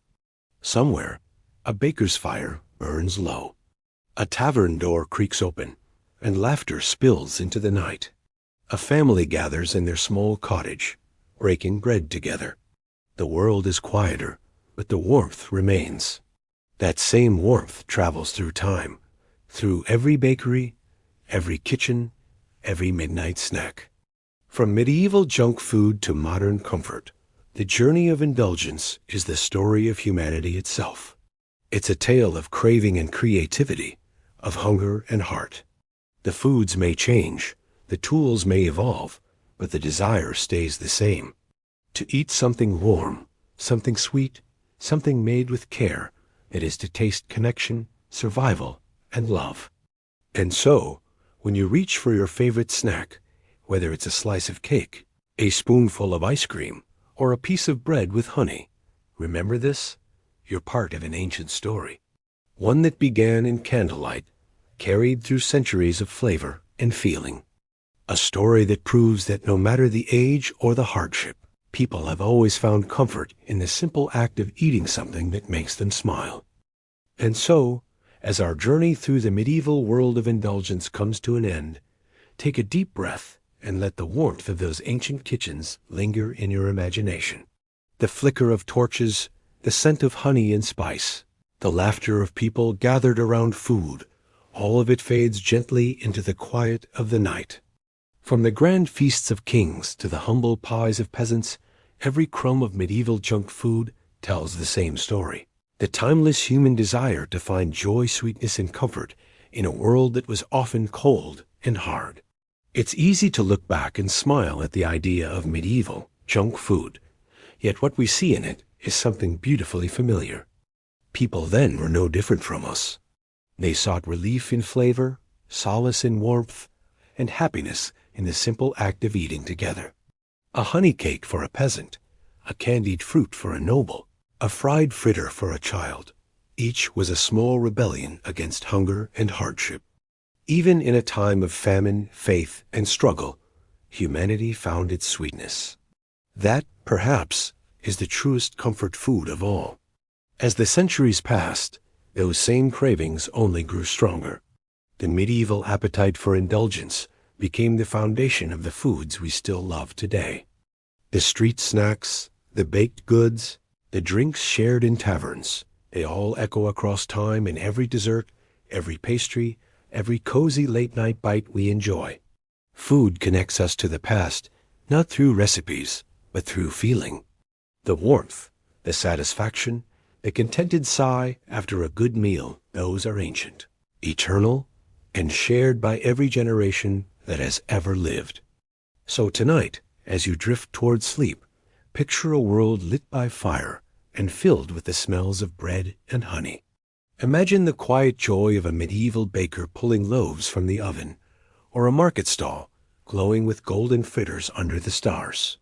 Let those images settle like embers in your mind, soft and comforting.